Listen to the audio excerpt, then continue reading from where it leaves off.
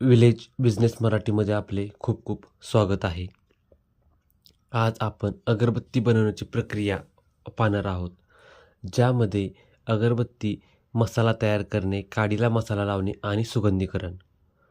अगरबत्ती 2 प्रकारे केली जाते. एक अगरबत्ती हाताने किंवा मशीनने बनवता येते.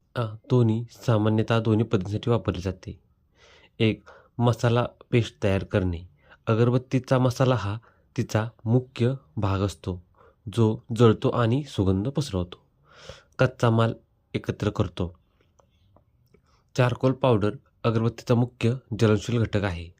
ज्यामध्ये जिगड पावडर किंवा गम पावडर बाइंडिंग एजंट म्हणून काम करते. ज्यामुळे मसाला बांबूच्या काडीला घट्ट चिकटून राहतो. उड पावडर असते. ती अगरबत्तीच्या मिश्रणाला घनता आणि एकसमानता ज्वलनासाठी वापरली जाते.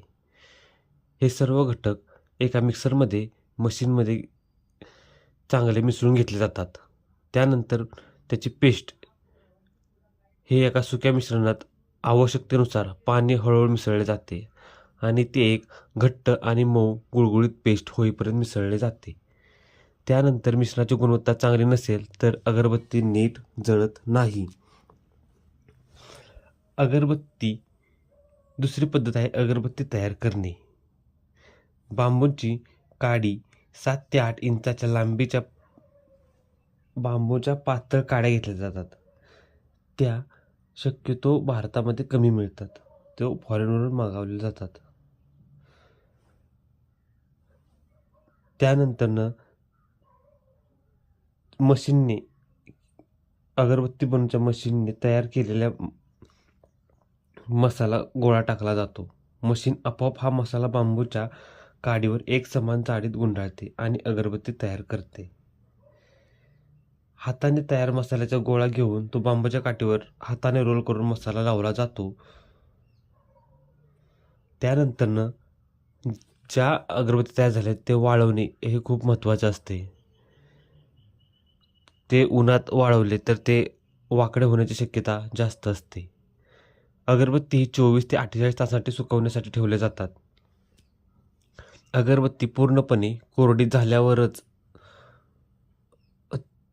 त्या सावलीतून गोळा कराव्यात. त्यानंतरनं महत्त्वाचा टप्पा आहे हा सुगंधीकरण करण्याचा. म्हणजे आपण परफ्यूम घेणार त्याचे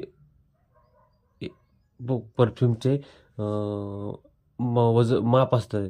म्हणजे परफ्यूम 1 किलो तर डीप ऑइल ते 4 किलो, परफ्यूम 1 किलो किंवा डीप 5 किलो ह्या त्यांचे माप असतं. त्या मापानुसारच सर्व गोष्टी घ्याव्या लागतात. त्यानंतरनं जी अगरबत्ती आपण अगरबत्ती केली ती अगरबत्ती त्या परफ्यूममध्ये डीप करून काढून एक 4 ते 5 साठी